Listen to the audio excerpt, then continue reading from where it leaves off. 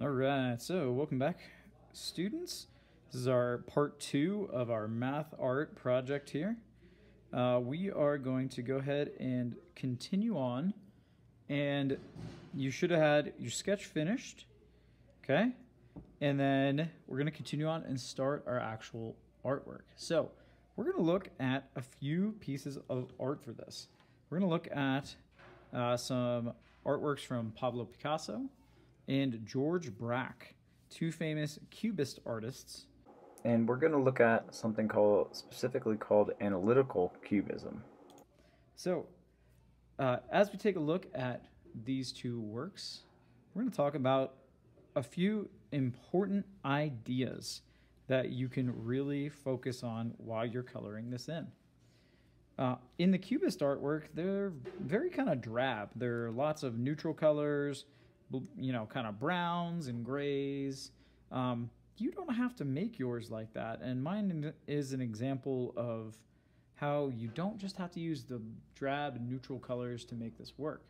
I've included plenty of bright, vibrant colors and some darker areas as well. And so you can use any groups of colors you so desire. But one thing I'm going to point out is I didn't use like tons and tons of color.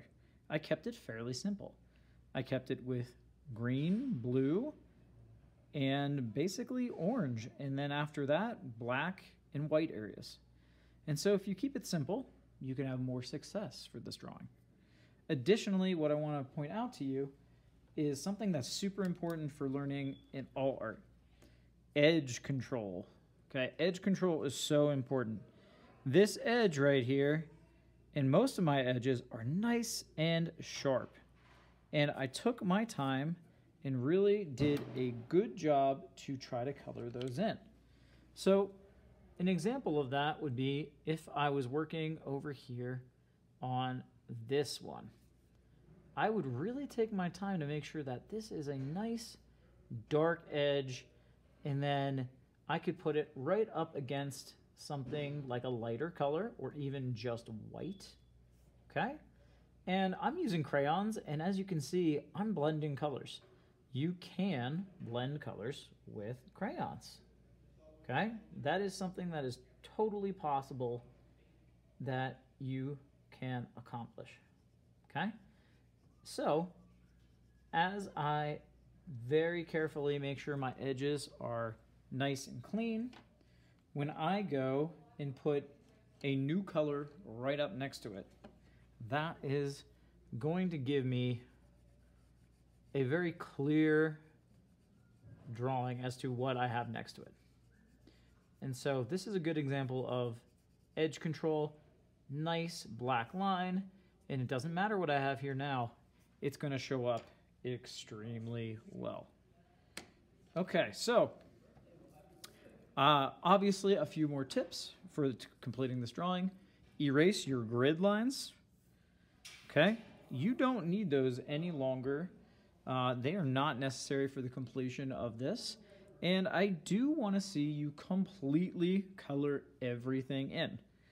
Don't be afraid to use white areas like you see. I've used some, and so I left them the white of the paper. But make sure that you are focusing on these few items to finish out your drawing. All right, students, I'm going to let you go. Have fun with this.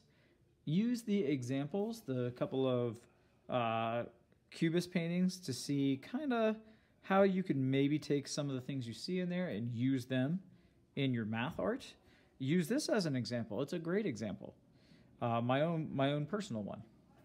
All right, 5th grade, have fun with this. You can really just kind of let go and go crazy with this.